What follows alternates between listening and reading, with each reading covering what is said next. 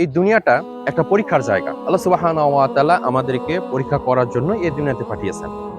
আল্লাহ সুবহানাহু ওয়া তাআলা কাউকে অর্থ সম্পদ দিয়ে পরীক্ষা করেন, আবার কাউকে অর্থ সম্পদ না দিয়ে পরীক্ষা করেন।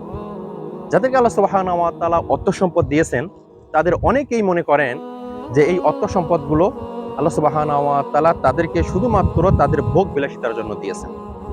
এটা সম্পূর্ণ ভুল।